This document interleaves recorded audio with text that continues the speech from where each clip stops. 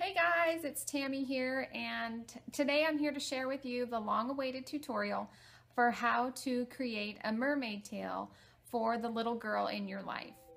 Now, I want to preface this by saying that I did not come up with the idea for this mermaid tail. In fact, it was my friend Trolley who last summer in 2013 had made some for her girls and lent me her pattern and said, I could use it to make them.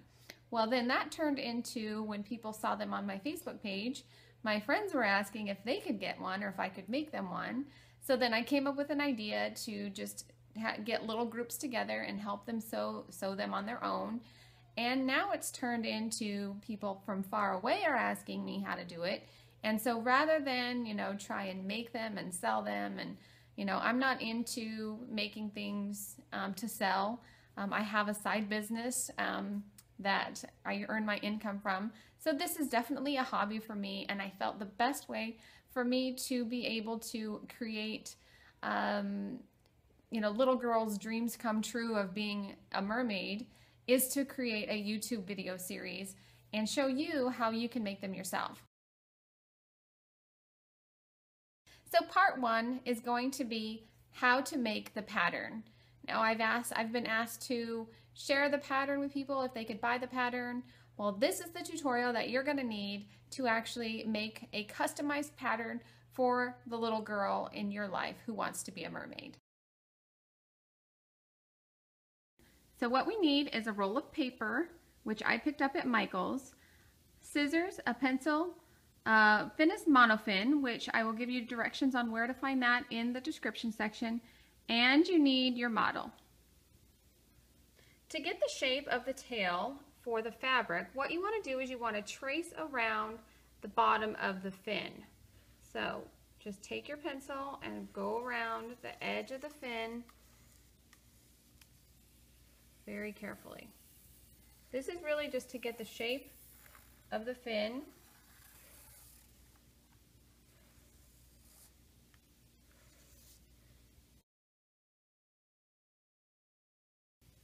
Now you can see that you have a nice outline of the bottom of the fin.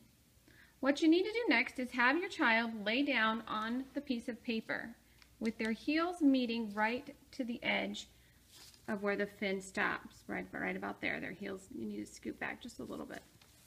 Perfect. Okay, and then what you'll do, make sure the child's heels are together. Then you'll take a pencil and you're just going to outline around the child's legs. Just around all the way up to the waist on both sides. Okay? Don't worry about making it perfect because we're going to smooth out the edges as soon as we cut out the pattern when we add a seam allowance. So basically trace the outline of the child's legs up to their waist. The next thing that you want to do is cut out your pattern. As you're cutting it out, you'll need to add about 5/8 of an inch seam allowance to the edge of the entire mermaid tail.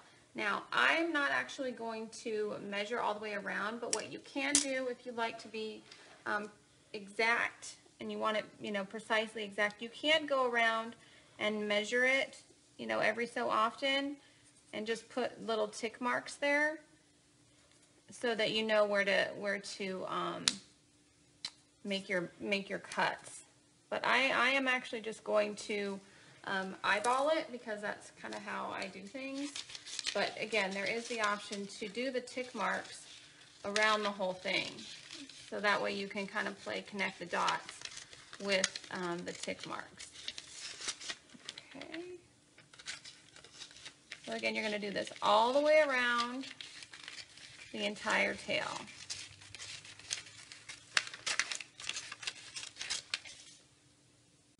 Once you have your tail cut out, you can then check the symmetry of it to make sure it's symmetrical by folding it in half and lining it up and just trimming the edges where it's not exactly symmetrical, so that you have a fin that looks the same on both sides. And as you can see, a couple things to note on there. I always add extra up here at the top for two reasons. One is so that, you know, it doesn't slip off, but also it gives you some extra room in case you want to add elastic at the top of the mermaid tail. One of the things that you want to double check before you actually cut your fabric from your pattern is the fit. So what you want to do is take your pattern, and right where the bottom of the tail meets the fin, you want to put that right at the child's ankle or at the child's heels, and then just kind of go up and just make sure that it covers most of their legs. You know, you want to make sure that the fit is good. Now, the area that you want to be concerned about is the hips.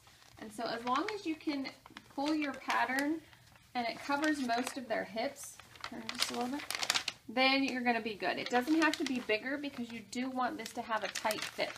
Now, I did add extra here, and this would give you extra to put an elastic if you choose, or just to have extra fabric on the top, so that when they pull it up, there's a lot of extra there and it won't slip down.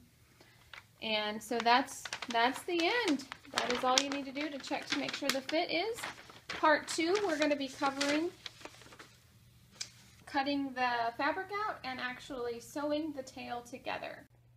So that's it. That concludes part 1 of making the pattern for your mermaid tail.